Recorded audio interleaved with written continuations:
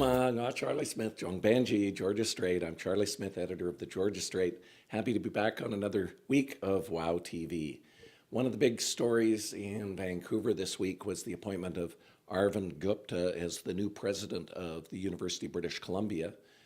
Dr. Gupta is a mathematician, and he's been the CEO of MyTax, which is a national nonprofit agency that has been working with corporations across the country to place graduate students and also get students to bring solutions forward to companies.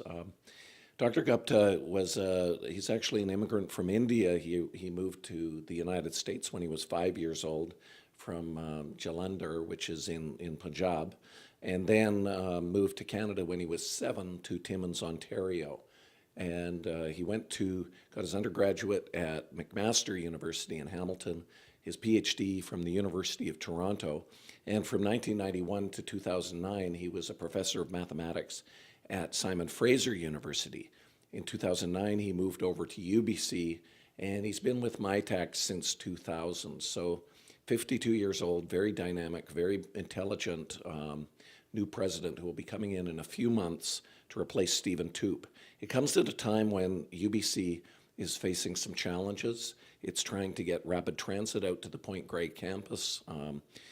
Stephen Toop had a news conference with Gregor Robertson last year, the mayor of Vancouver, where they tried to advance the idea for rapid transit. At the same time, UBC has become a major international research university in recent years. In the 1980s, I can remember when UBC was seen as a regional university. That has changed dramatically through the presidencies of David Strangway, Martha Piper, and more recently Stephen Toop. And Stephen Toop actually raised about $1.2 billion for the university during his tenure since he was appointed in 2006. At the time when Stephen Toop came in, some people wondered, he'd been a dean of law at McGill University in Montreal, whether he would actually be able to handle being the head of an institution, the scope of UBC. I think most people think that he's actually done an outstanding job in terms of advancing UBC into the top tier of international universities. And at the same time, this has come in some respects with hiring a lot of academics from abroad, more international students. And I think the challenge that UBC faces is, as it's gone international, to a certain extent it has become a little bit less engaged with the local community. And SFU has responded to that and kind of filled that gap, and it likes to brand itself as Canada's most engaged research university. So you see SFU doing things like opening the SFU Woodwards campus, having the Siegel Graduate School of Business downtown, having SFU Harbor Center, which was the first foray downtown.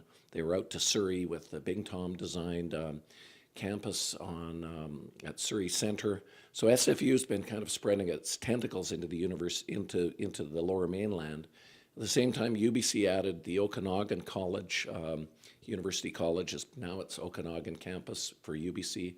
So UBC's, I think it faces a bit of a challenge in terms of blunting what SFU has been doing in terms of its community engagement. UBC has a learning annex in Chinatown, but it's nothing on a scale of SFU Woodwards. And they do have Robson Square downtown, which is used largely by the Sauder School of Business, but it doesn't have the same public engagement that you see with SFU Harbor Center or SFU Woodwards.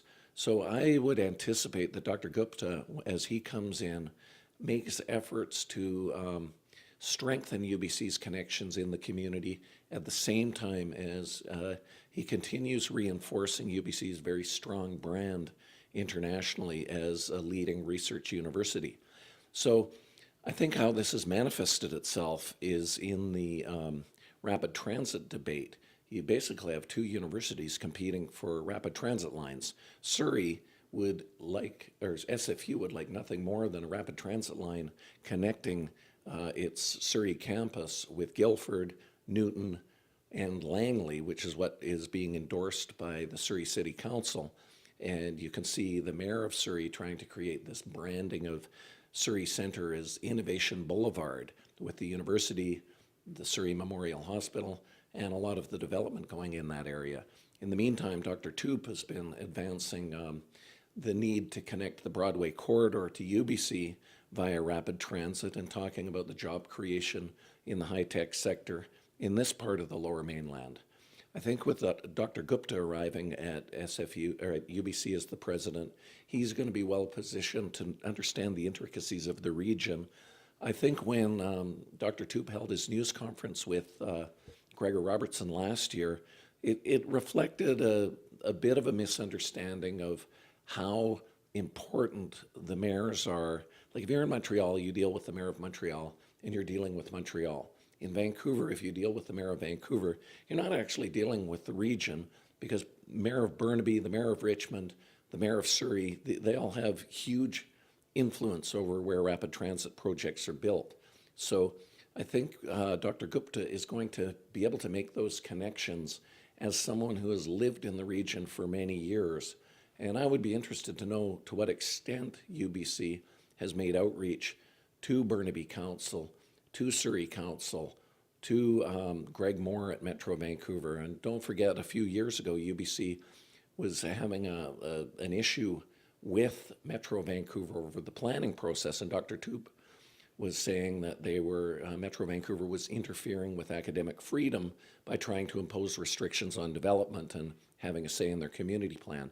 What happened was UBC went to the province, was able to free itself, which was very good over the short term for UBC, but over the long term, I think it's created a relationship issue between UBC and the region.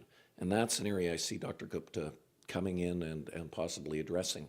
The one other issue that I find quite interesting is UBC, in hiring Dr. Gupta, a native of India originally, has responded to a certain extent at the efforts of SFU to try to position itself as the BC's university most friendly to India. And you could see that when SFU Woodwards opened. The first festival was the Indian Summer Festival, which brought in major Indian writers. We also had a great Canadian writer at the first festival in 2011, Jan Martel. Also Tabu, Bollywood film star. The next year, they brought in another Bollywood film star, Sharmila Tagore. And more recently, Shabana Azmi, another Bollywood film star, came to SFU. So the Indian Summer Festival is one way. Andrew Petter, the president of SFU, went to India on a mission in January and was signing deals. And so with the campus in Surrey and with the efforts that SFU has made in outreach to India, it was well positioned. Well, now suddenly UBC has hired a president who's of Indian descent, so it just makes things more interesting. But I also think it's a positive thing for UBC to reflect that its international character, because it really is trying to become a major, and it has already become a major research university.